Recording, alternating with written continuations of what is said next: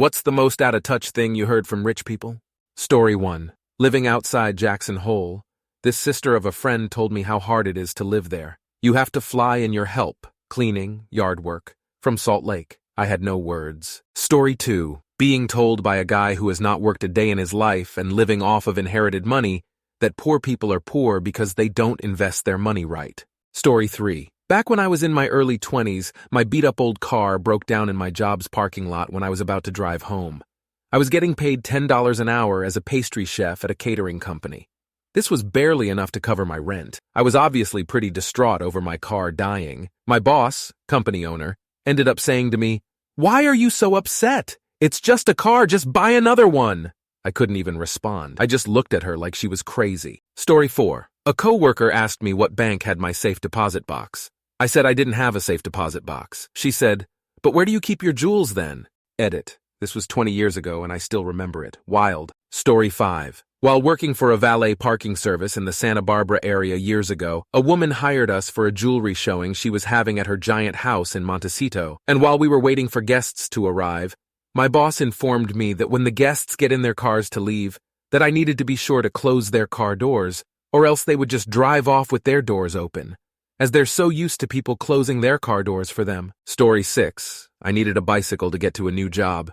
Found someone online selling a really nice bike for cheap, so got in touch. Took 2 trains to their house to buy the bike, and when I got there, it was a mansion. The bike was in a garage full of supercars and classics. They asked me where my truck was to load the bike on. When I told them I was riding the bike home, they laughed. And before I knew it, everyone in the house had been called to the garage to hear how I was riding the bike 3 hours home in the dark. No one offered me a lift, they just acted blessed at how they didn't have to do such things. Story 7. My boss at the time made between 5-10x more than I did. We were talking about big purchases like a car or house, and he says something along the lines of, "Well, you'll get a great deal since you'd all cash purchaser." I just kind of smile and nod, knowing that on my salary that he was aware of, I was not even an all-cash purchaser of groceries. Story 8. During the pandemic, senior management held company-wide calls about mental health and well-being. One piece of advice always stuck with me. They suggest to stop the tedium of working in the same space, to move your desk to another room in your house. I had a choice between facing different walls. Story 9. I work for a startup based out of San Francisco. I'm a remote employee halfway across the country, and am therefore a sort of second-class citizen. My direct peers who work in SF make at least double what I do, and they almost all had extremely privileged upbringings. They went to top 10 business schools. They summer in Tahoe, that kind of thing. I was in the home office a few months ago for our annual kickoff meeting, and one of the speakers polled the room. "Has anyone here worked at Amazon?" Nobody raised their hand. "Wow, I'm surprised." I said, "Does warehouse count?" And the entire room erupted in laughter. For certainly I just told a very enjoyable joke. Story 10. I was between jobs and a bunch of my friends told me that I should take the time to go travel the world. Like A, just because someone doesn't have a job doesn't mean they can just up and travel the world. In fact, the opposite is more likely, but also B, you motherfuckers thought the reason I wasn't traveling the world because I hadn't thought of it. Story 11. Used to travel for a glamping company, Glamour Camping, where we would set up huge canvas tents for fancy weddings and parties. We woke up real early one morning to a bunch of calls from some rich LA socialite about how the tents were wet. No other explanation. We rushed over, and it turns out she had no idea what the concept of condensation in the morning was. I can't control nature. Sorry, lady, you're not getting your deposit back. Story 12. The I want to say 12 or 13-year-old son of one of my clients literally expressed confusion to me when I asked them where I could get more paper towels from when they ran out in the washroom of his parents' however many million-dollar yacht. He said something like, "It's always there, what do you mean?" He was so disconnected from the process of, I guess, cleaning and restocking that he just thought that stuff would always be there and never run out. Lol, the look of genuine confusion on his face was just something else. That's not the first time I experienced that either. Talking to the kids of extremely wealthy people is always a trip. Story 13. Rishi Sunak, British Prime Minister for the moment, is stinking rich and grew up in a pretty affluent family. Went to a leading private school, Winchester, and Oxford. Doing the interview rounds in the current election campaign, he was pressed by an interviewer about whether his family had ever had to give anything up. After much umming and ahhing, the only thing he could come up with was Sky TV, a British satellite TV service. He was lampooned for days about that one.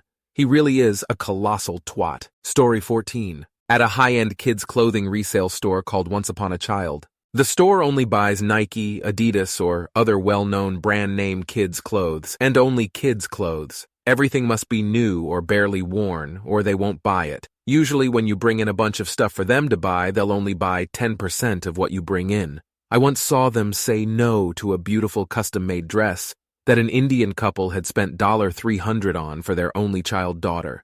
The reason was that it wasn't a brand name. So, at that store, some mom was selling a bunch of clothes and finding out what the store was taking and for how much. Her 8-year-old had wandered off into the store and came back with something she wanted to buy. Mom, no sweetie, we don't shop here. We only come here so poor people have nice things to buy. Story 15. I was a live-in super of a Blil DG in Boston. The Blil DG was 43 units. 40 were college kids. One year, a young girl moved in next to me, and 3 months later, her electricity was shut off. She started pounding on my door, demanding that I turn her electricity back on. I checked her circuit breakers. They were fine. Went into her app and immediately noticed the pile of electric company mail on her table, with big red letters, last warning. You didn't tell the electric company that you were the new tenant? Tenant.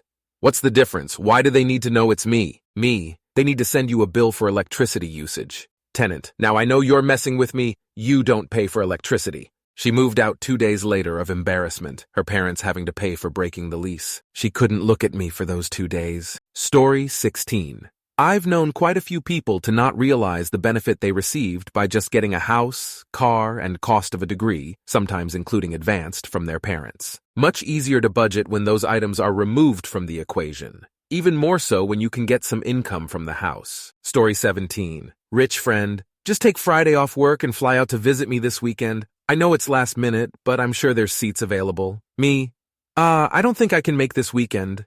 Rich friend, oh yeah, I looked and saw it was only coach available. Don't be embarrassed. I don't blame you for not wanting to sit next to them. Me thinking, does this guy truly think that's why? Lol, I just earn average money. Story 18. I was working at a car dealership and saw the owner pull up in a $250K Porsche GT3. Told him how much I loved the car and dreamt of owning one someday. Owner looked at me confused and said, "What do you mean? We sell them right here, you know?" Totally blew my mind that he didn't realize his employees couldn't afford the cars they were selling. Story 19. My friend has a charity, and these wealthy folks took him out to dinner to talk about the work he does. When it came down to making a donation of any amount, they were hesitant on whether to give. The bill for dinner came to the table, and it was like $1,500, and they just dropped their Amex card like it was no big deal. Story 20.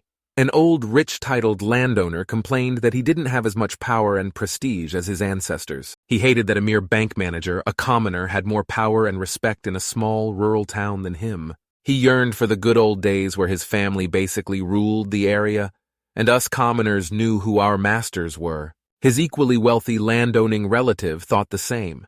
His solution was to control local politics and politicians. He made sure everything happened to his advantage. He used that power to make sure that his hand-picked men were given council-related jobs, even if it meant firing the people already in those jobs. I knew a family who lost their home because of him. Story 21. Doctor told me to work with my personal trainer to figure out a routine that wouldn't make my chronic autoimmune disorder worse. I asked if he was going to cover the cost of a personal trainer out of his own pocket BC insurance. Sure as shit won't cover it, and I've never been able to hold a job in my entire adult life because of said chronic autoimmune disorder. Dude was shocked poor people exist, and one was in his office. Story 22. This girl got genuinely angry and offended when people suggested she could take public transportation to the airport instead of paying for a $50 Uber. She posted on social media about it. Edit. The bus they suggested is very convenient and goes directly from our college to the airport, so it's not like she'd have to drag her luggage from bus line to bus line. Story 23. My boss is an attorney. A client who was filling out her financial statement for a divorce realized that she had forgotten to include her student loans on the report. Laughing somewhat ruefully, she said, "I can't believe I forgot to include that." And in a bright, sunny voice, my boss laughed and said, "I sometimes forget that I own a boat." The client and I quietly locked eyes with a shared understanding of how out of touch that was. Story 24. Owner of the company I used to work for was a car guy. His daily driver was a giant, fully kitted-out Chevy Tahoe that he rarely drove more than just himself in. And he also owned a Ferrari, one or two Mercedes, and a Jaguar, I think. Specific models I don't know, I just know they were pricey. One day after I had worked there for a couple years, he came to our office in NorCal and tossed me the fob to his Tahoe and said, "I need you to drive this down to Paso Robles, our office on the Central Coast, about a 5-hour drive, where he is based out of." When I asked how I would get home, he said he would make sure I get taken care of. When I asked how he would get back home, he said, "My Ferrari that I'm picking up from the shop."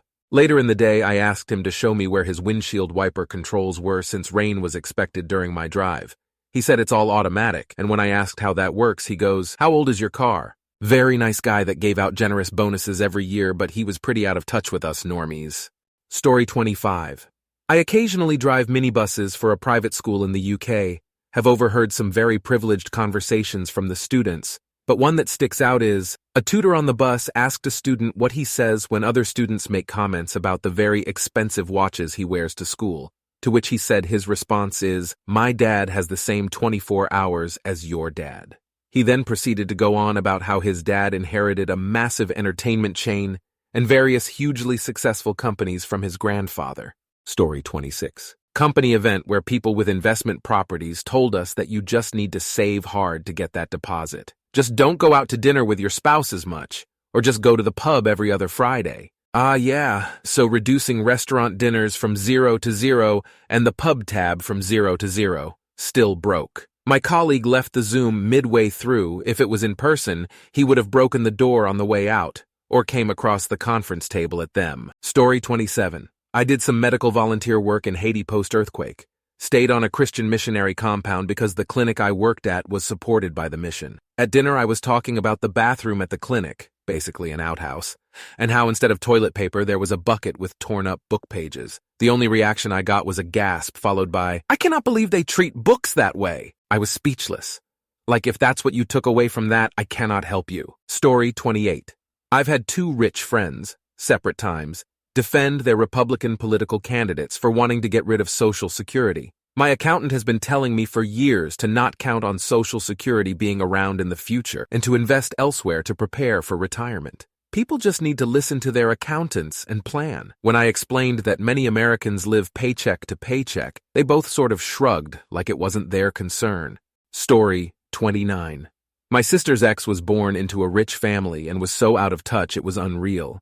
He was the poster child for spoiled white bro. He was racist, homophobic, misogynistic, and downright rude. His parents found him a fancy job making very good money, so he immediately threw it in my face that I'm lazy and stupid for not finding better jobs. I have a disability, and it's incredibly difficult to find work. He told me, "If you don't like the job market in this country, leave." Easy for a rich, spoiled brat to say when mommy and daddy's money can pay for your cruises around the world while I'm struggling just to find my next meal. I'm glad my sister dumped his dumb ass. Story 30. I thought the governmental advice in early 2020 for what you should do if someone in the household got sick with COVID was incredibly tone-deaf. I don't know if higher-level governmental appointees and functionaries are rich, but they're certainly comfortably well off. Advising that an ill household member should be put into their own bedroom with preferably their own bathroom was reasonable from the point of view of isolation, but made a mighty bold assumption that a lot of people had that kind of extra real estate. I mean, that excluded people living in a studio or 1BR apartment, people in apartments or houses with a bunch of roommates, or family households including parents and/or kids that had moved in for any of a whole host of reasons. Once you've got folks hot bunking it on the couch, extra bedrooms and bathrooms ain't in it. Mind you, I am now retired, but was a primary care doc in a rural town who avidly supported masking and vaccinations. It's just that advising this was so out of touch with the day-to-day lives of average Americans, it just blew my mind. Story 31. I wouldn't consider this out of touch, but I was definitely amazed. Several years ago, I worked at a retail store that sold a lot of different items. I was on the cashier one Friday afternoon when three young women, Tilda, early 20s, walked in, decked out in luxury brands. They bought a suitcase and several other random items that totaled almost $400.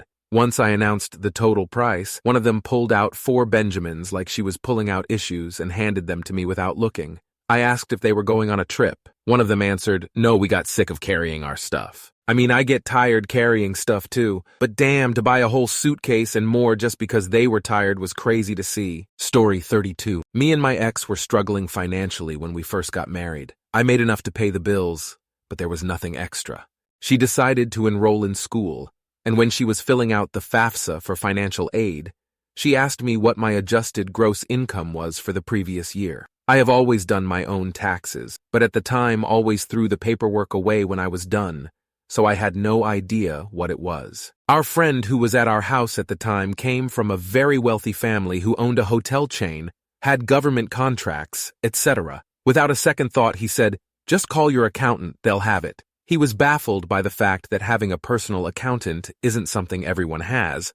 Blew his mind. Story 33. In law school, we had obviously a class about constitutional law. One topic was voter registration and IDS, and how there were some racially motivated reasons for things like Jim Crow laws and so on. One of the cases discussed the use of family Bibles as a means of ID in situations where people didn't have a hospital-issued birth certificate. One girl made a point to raise her hand and say that was so stupid. Why wouldn't you get a birth certificate at the hospital? And when the teacher tried to explain that this also applied to destitute folks in BFE in the 50s, she just didn't get it. She also got real pissy over how theft of food for a starving family is still a crime and should still be punished. Oh, and she lost her ever-loving mind when a Jewish classmate referred to Ash Wednesday as having some schmutz on your forehead on her personal Facebook, like she tried to get the girl kicked out of student government. I've never met someone so entitled, so out of touch, and yet so fucking enraged. It was weird.